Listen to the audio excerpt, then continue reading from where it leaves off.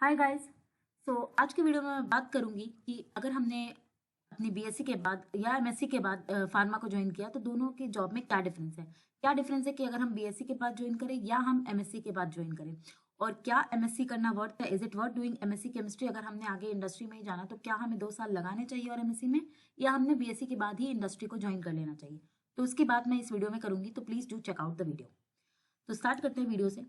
Guys, अगर हम बात करें काम की कि बीएससी के बाद या एमएससी के बाद काम क्या होती है इंडस्ट्री में, क्या डिफरेंस आता है काम का, तो बेसिकली यही डिफरेंस है कि जो बीएससी के बंदे होते हैं उनको industry hire them for production department. Mostly BSc वालों को वो प्रोडक्शन के लिए प्रेफर करते हैं और एमएससी वालों को वो क्यूए क्यूसी या आरएनडी प्रोवाइड करते हैं। सो काम यहाँ पे डिफरेंस ये आता है कि अगर आप प्रोडक्शन में हो तो आपको आरबी हैंडल, आपको प्लांट में, उस कंपनी में, उस इंडस्ट्री में जो भी प्रोडक्ट बन रहा होगा आप वो मैन्युफैक्चरिंग में हेल्प करते हो। तो आपको चीज़ें मतलब रिएक्टर हैंडल करने हैं, आपको डिस्टिलेशन हैंडल करना है, वो बड़े बड़े जो रिएक्टर्स होते हैं, डिस्टिलेशंस होते हैं, आपको वहाँ पे केमिकल्स उस रिएक्टर में डालने हैं, प्रोसेस करना है, फिर आपको फर्दर उस स्टेप में आगे बढ़ना है। जैसे कि पूरी काम मैन्युफैक्चरिंग की होती है वो आपको करनी पड़ेगी अगर आप प्रोडक्शन डिपार्टमेंट में हो तो। अब और अगर आप एमएससी करके जाते हो तो वो आपको क्यूए क्यूसी या फिर आरएनडी के लिए रिक्रूट करते हैं मोस्टली। तो वहां पे आपका काम होता है, अगर आप आरएनडी में हो तो आपको रिएक्शन लगानी है, वही छोटे स्केल लैब में रिएक्शन लगानी है। जो रिएक्शन आप प्रोडक्शन में जाके रिएक्टर्स पे करोगे वही रिएक्शन आपको लैब में लगानी है, तो छोटी आरवी में, छोटे स्केल में। या अगर आप क्यूसी में हो तो आप उसी प्रोडक्ट की टेस्टिंग करोगे, और अगर आप क्यूए में हो तो आप उसका डेटा रिकॉर्ड कीप करते हो। तो मेजर काम ये होता है। सो जनरली जो इंडस्ट्री होती है वो बीएससी के बंदों को प्रोडक्शन के लिए हायर करती है और एमएससी के बंदों को क्यूए क्यूसी आरएनडी के लिए हायर करती है, बिकॉज उन्हें ऐसा लगता है कि QA QC R and D required some more chemical knowledge, chemistry knowledge, while BSc people can handle production department. So BSc के बच्चों को जनरली प्रोडक्शन डिपार्टमेंट मिलता है। ऐसा नहीं है कि उन्हें क्यूए क्यूसी या आरएनडी नहीं मिलता, बट कंपैरेटिवली आप देखोगे तो जितने बंदे आरएनडी क्यूसी क्यूए में एमएससी के होंगे उसके 10% आपको बीएससी के बंदे वहां पे मिलेंगे, और जनरली प्रोडक्शन डिपार्टमेंट में ही बीएससी के बंदों के लिए स्कोप है। सो अगर आप वर्क वाइज देखोगे तो बीएससी प्रोडक्शन का काम जनरली काफी ज्यादा टफ है गाइज मेरे अकॉर्डिंग, क्योंकि आप बहुत बड़े रिएक्टर्स हैंडल कर रहे हो, आप मैन्युफैक्चरिंग में हेल्प करते हो, तो आपको बहुत ज़्यादा मैनुअल वर्क चाहिए और आपके पास एक स्ट्रेंथ होनी चाहिए। दूसरी बात ये है कि आपको वहाँ पे एक हेल्थ इश्यूज होने का है, क्योंकि बड़े स्केल में गैस रिलीज हो रही है, केमिकल्स रिलीज हो रही है, तो बहुत थोड़ा हेल्थ इश्यूज भी मुझे लगता है कि आपके हेल्थ पे असर करता है अगर आप इतने सारे केमिकल टॉक्सिक गैसेस इतने सारे इनहेल करते हो। क्योंकि आरएनडी में हुड लगे होते हैं, वो थोड़ी सी गैसेस को भी हुड से आप बाहर एक्सक्रीट आउट होता है। तो आरएनडी में हेल्थ इश्यूज के में काफी छोटे स्केल पे है, वो वहाँ पे हुड लगे, आप हुड में रिएक्शन लगा रहे हो, सब गैसेस बाहर जा रही हैं। बट प्रोडक्शन में ऐसा एसिड कोई हुड नहीं है। जो चीज आप आरएनडी में हुड के अंदर वे करते हो, जो एसिड, वो प्रोडक्शन में ऐसे ही वे हो रही है।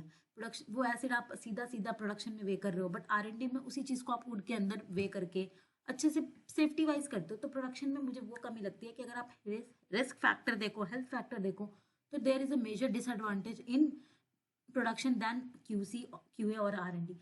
तो अगर हेल्थ वाइज की बात करें तो the health wise production department is not suitable. I will not recommend it to anyone. I will suggest them to go for R&D QA QC, then only if they are not getting that and they are urgent need of job, अगर आपको urgently job चाहिए और आपको नहीं मिल रहा है, so उस case में आपको प्रोडक्शन में जाना चाहिए, वरना I will not suggest it, because I find that there is a major risk factor there.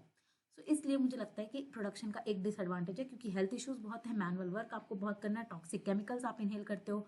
दूसरी चीज गाइज, अगर आप केमिस्ट्री वाइज भी देखोगे तो प्रोडक्शन में सबसे कम आपका केमिस्ट्री का यूज होगा। सिर्फ आपको वेट का कैलकुलेट करने के, मुझे 5 kg ये वे करना है, मुझे 10 kg वो डालना है, मुझे 20 kg वो डालनी है। तो और केमिस्ट्री का ऐसा यूज कुछ भी नहीं है। तो आप कहोगे कि ये मुझे क्यों ही बीएससी के बंदे को रखा है, आप किसी को भी ले आओ यहाँ पे और ये जॉब दे दो जस्ट मैन्युफैक्चरिंग के लिए, तो क्यों एक बीएससी केमिस्ट्री के बंदे को चाहिए। फिर भी उनकी क्वालिफिकेशन इसलिए ये होती है कि कल को अगर उसने किसी और बंदे ने कुछ और चीज डाल दी तो पूरा बैच खराब हो जाएगा, और एक बैच खराब होने का मतलब है कि बहुत लाखों का नुकसान होना। सो इसलिए वो उन्होंने बेसिक बीएससी केमिस्ट्री के बंदों को हायर करते हैं मोस्टली, क्योंकि अगर एक भी बैच उनका खराब हो गया तो बहुत लाखों का नुकसान होता है। अगर आपने गलती से कोई और केमिकल डाल दिया तो बड़े बड़े स्केल में 200 किलो की रिएक्शन लगी और आप पूरा सब कुछ बर्बाद हो जाएगा। तो इस वजह से वो बीएससी के बंदे हायर करते हैं, वरना अगर काम वाइज देखो तो आपकी केमिस्ट्री की वहाँ पे कोई भी रिक्वायरमेंट नहीं है। जस्ट आप मैन्युफैक्चरिंग का काम करो, आपने सब कुछ लिखा हुआ है कि आपने ये इतना ये चीजें डालनी है, इतनी क्वांटिटी डालनी है, और बस फिर काम वही है। सो अगर आप केमिस्ट्री वाइज देखोगे तो वहाँ पे कोई यूज नहीं है। सो गाइज, अगर हम सैलरी के डिफरेंस की बात करें अगली, तो सैलरी का डिफरेंस, अगर आप बीएससी से शुरू करते हो तो आपकी 10,000 16,000 ऐसे शुरुआत होती है। अगर आप on an in an average देखो, ऑन एन एवरेज ऐसे किसी किसी केस में आपको ज़्यादा भी मिलता है, आपको 25-26 मिल जाएगा, सीटीसी की मैं बात कर रही हूँ, but generally they range from 10,000 to 25,000। अगर मैं एक जनरल स्ट्रक्चर की बात करूँ, किसी किसी केस में आपकी सैलरी 30 के ऊपर होगी, वरना कभी नहीं होगी। There is higher chances 90% of the cases में आपकी सैलरी 10 to 25,000 रेंज करेंगी। ये मैं सीटीसी की बात कर रही हूँ। सीटीसी का 80-82% आपको इन हैंड मिलेगा, तो इतनी आपकी इन हैंड सैलरी होगी। जितनी भी आप 10,000 है तो आप लगा लो कि आपको इन हैंड कितना मिलेगा। अगर आप एमएससी से जाओगे तो आपकी सैलरी रेंज करेगी बिटवीन 20,000 टू 40,000, डिपेंड करती है। तो बहुत ज़्यादा सैलरी डिफरेंस नहीं है। अगर आप बीएससी से जाओगे तो आपकी 15,000 है, और अगर आप एमएससी से जाओगे तो आपकी 20,000 है। मतलब अगर किसी भी कंपनी में आप बीएससी रिक्रूट हुए तो जनरली जो सैलरी का डिफरेंट आएगा वो 5,000 डिफरेंस आएगा आपका सैलरी का इनिशियली, जब आपने ज्वाइन करा है। तो सैलरी वाइज अगर आप कहोगे कि 5,000 का ही डिफरेंस है और मैं 2 साल लगाऊं, 2 साल एमएससी को दूँ, तो क्या फ़ायदा, मुझे बस 5,000 एक्स्ट्रा मिलेंगे और मैं जो 2 साल टाइम वेस्ट करूंगा। तो ये आप अगर ऐसा सोचोगे तो ये सिर्फ इनिशियल की मैं बात कर रही हूँ। अगर आप फिर धीरे धीरे प्रमोट हो गए ना गाइस, तो वहाँ पे भी आपको डिफरेंस आएगा। अगर आप बीएससी का प्रमोशन देखोगे, एमएससी का प्रमोशन देखोगे, तो बहुत फर्क आएगा। बीएससी से आप फिर आपका 10% हाइक लगा, 20% हाइक लगा, तो आप धीरे धीरे बढ़ोगे आगे। पर अगर आप एमएससी से हो, आपने अगर ज़्यादा से शुरुआत की तो आपका हाइक भी ज़्यादा लगेगा। तो अगर आज से आप 3-4 साल बाद सैलरी डिफरेंस देखो, तो फिर वहाँ पे सैलरी डिफरेंस आपको दिखेगा। अगर आप बीएससी से हो और अगर आप एमएससी से हो, तो आपको भी सैलरी डिफरेंस दिखेगा काफ़ी ज़्यादा। तो जनरली कंपनीज में 6-7,000 का, 5-7-8,000 का फर्क होता है अगर वो बीएससी को हायर करती है और अगर वो एमएससी को हायर करती है। उसके बाद धीरे धीरे हाइक के अकॉर्डिंग आपकी सैलरी में फिर डिफरेंस दिखता है।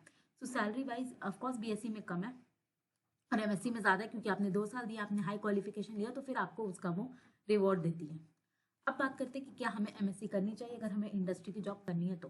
गाइस मुझे ऐसे लगता है कि अगर आपको फाइनेंशियली आप ठीक हो, आपके पास इतनी आपको जॉब की रिक्वायरमेंट नहीं है, मनी की रिक्वायरमेंट नहीं है, फाइनेंशियली रिक्वायरमेंट नहीं है, तो आई विल सजेस्ट कि आपको एमएससी केमिस्ट्री करनी चाहिए अगर आपको इंडस्ट्री में जाना है तो। अगर आपको इंडस्ट्री में जाना है तो आप अगर बीएससी से शुरुआत करोगे तो जैसा कि मैंने कहा कि आपको प्रोडक्शन में मिलेगा। आप प्रोडक्शन डिपार्टमेंट में जाओगे, जनरली जो they required bachelors for production, क्योंकि एमएससी वालों को फिर वो क्यूए क्यूसी आरएनडी में प्रेफर करते हैं। प्रोडक्शन के लिए वो बीएससी के बंदों को हायर करना चाहती है कंपनी। सो अगर आप बीएससी से जाओगे तो आपको प्रोडक्शन डिपार्टमेंट मिलेगा। तो I feel there is a disadvantage for health issues, there is risk factor, there is manual work involve. तो इसलिए मैं, अगर आपको फाइनेंशियली ज़रूरत नहीं है, अगर आप 2 साल और दे सकते हो अपनी कंपनी को, अगर अपनी पढ़ाई को, अगर आपको अर्जेंटली पढ़ाई जॉब की एज सच रिक्वायरमेंट नहीं है, तो आई विल सजेस्ट कि आप उस केस में एमएससी करें, फिर आप इंडस्ट्री की लाइन में स्विच करें, क्योंकि आपकी सैलरी पे भी फर्क पड़ेगा, आपके प्रमोशंस पे भी फर्क पड़ेगा, आपकी ग्रोथ पे भी फर्क पड़ेगा। अगर आप एमएससी से जाओगे तो जहाँ पे आपने बीएससी से शुरुआत करी होगी, वो आप उससे 2 लेवल ऊपर एमएससी से शुरू करोगे। और एक बीएससी वाले बंदों की एक लेवल के बाद प्रमोशन नहीं होगी। अगर वो प्रोडक्शन में है तो ठीक है, अगर वो आरएनडी में, तो वो साइंटिस्ट की पोस्ट तक जाते जाते उनकी प्रमोशन नहीं होगी, उस पोस्ट तक के लिए उसकी रिक्वायरमेंट नहीं है उनके पास। सो अगर आप एमएससी से जाओगे तो आप वहां तक पहुंच सकते हो। हालांकि अब वो पीएचडी केमिस्ट्री के बंदों को आरएनडी में साइंटिस्ट में लेते हैं, बट फिर भी अगर आप क्यूए किसी में देखो तो वो एमएससी के बंदों को पहले प्रेफरेंस देंगे एज कम्पेयर बीएससी से।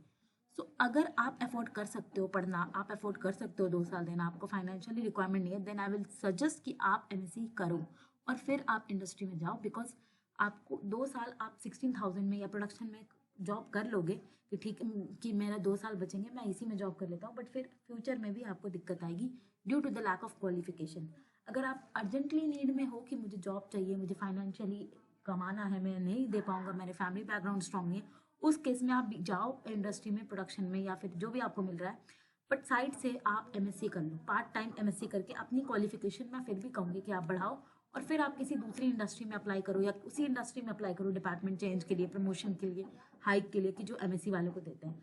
सो अगर आप बीएससी से भी गए हो इंडस्ट्री में, आई विल स्टिल सजेस्ट कि आप एमएससी करो, और अगर आप 2 साल दे सकते हो तो आप फुल टाइम एमएससी करो, फिर आप किसी इंडस्ट्री में अप्लाई करो। अगर आपने फ्यूचर में करियर स्विच करना है, अगर आपको यूपीएससी करनी है, एमबीए करना है, बैंकिंग करनी है, एसएससी करनी है, कुछ भी करना है, उस केस में आप एमएससी मत करो, क्योंकि आप सिर्फ अपना टाइम वेस्ट करोगे। ये बात मैं तब कर रही हूँ अगर आप इंडस्ट्री ज्वाइन करना चाहते हो तो। अगर आप बैंकिंग, यूपीएससी या कुछ और करना चाहते हो, उस केस में आप 2 साल अपने एमएससी को मत दो, आप बीएससी करो, उसके बाद सीधा अपने लाइन में आओ जो कि आप करना चाहते हो एक्चुअली, आप उस चीज़ को टाइम दो। सो यही है मैं कहना चाहूँगी कि अगर आपने इंडस्ट्री में जाना है आप एमएससी करो। अगर आपको बहुत अर्जेंट नीड है, आप बीएससी से जाना चाहते हो, गाइस देखो आजकल बहुत ऑनलाइन अर्निंग प्लेटफॉर्म भी आ गए हैं। तो अगर आपको अपनी पॉकेट मनी निकालनी है तो आप उन ऑनलाइन प्लेटफॉर्म को ज्वाइन करो जिससे आप मनी अर्न करो, और साथ साथ आप अपनी एमएससी करो, जैसे चेक हो गया, फिल हो गया। ऐसे काफ़ी सारे ऐप्स हैं जो कि आजकल आपको मनी प्रोवाइड कर रहे हैं कि जिससे आपका पॉकेट मनी निकल जाए।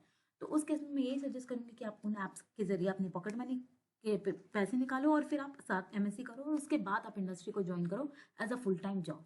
अगर आपको फिर भी बहुत अर्जेंट नीड है कि मुझे बीएससी के बाद ज्वाइन करना है, तो मैं यही सजेस्ट करूँगी कि फिर आप पार्ट टाइम एमएससी करो और फिर अपनी क्वालिफिकेशन बढ़ाओ और फिर उसी इंडस्ट्री में आप अप्लाई करो एमएससी वाले के लिए। क्योंकि अगर हम फ्यूचर स्कोप देखें ना, आज से कुछ साल बाद तो एमएससी वाले बंदे की पोस्ट और बीएससी वाले बंदे की पोस्ट में फर्क आएगा। एक रिक्रूटमेंट के बाद अगर वो आप बीएससी के हो तो वो आपको हायर प्रमोशन नहीं देंगे। अगर आप प्रोडक्शन में नहीं हो, क्यूए क्यूसी में हो, तो आपको फिर वो पोस्ट नहीं मिलेगी अचीवमेंट वाली, और सैलरी डिफरेंस भी आएगा। अगर आप 2 साल, अगर आपको ये लग रहा है कि मुझे अभी 5-6 साल बाद ही तो एक्स्ट्रा दे रहे हैं मुझे, मैं 2 साल लगा पे रहा हूँ, बट अगर हाइक भी देखोगे तो कम सैलरी पे हाइक भी कम लगेगी। बट अगर ज़्यादा सैलरी है तो आपकी हाइक भी ज़्यादा लगेगी। तो आज से 3-4 साल बाद भी आपका डिफरेंस आएगा, प्रमोशन में डिफरेंस आएगा, काम में डिफरेंस आएगा। सो आई विल सजेस्ट कि अगर आपको अर्जेंटली रिक्वायरमेंट है तो आप ज्वाइन करो, बट साथ साथ एमएससी करो अगर आपको इंडस्ट्री में ही रहना है। अगर नहीं आप अगर आप कर पाते हो अफोर्ड, अगर आप फाइनेंशियली मतलब स्ट्रांग हो, इतना आपको अर्जेंट नीड नहीं है, तो फिर आप फुल टाइम एमएससी करके इंडस्ट्री में अप्लाई करो, तो it will be more beneficial.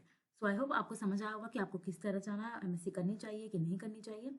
ये बात मैंने सिर्फ इंडस्ट्री के लिए करी। अगर आपको किसी और फील्ड में जाना है तो देन यू डिसाइड अकॉर्डिंगली। आप अपनी बीएससी के बाद सीधा उस फील्ड की तैयारी करिए, you just wasting your time in the industry, if अगर आपको फ्यूचर में इंडस्ट्री में या केमिस्ट्री की फील्ड में नहीं रहना है तो thank you for watching the video guys. I hope आपको समझ आया होगा, आई होप आपको वीडियो पसंद आएगा। Please do like the video. Thank you.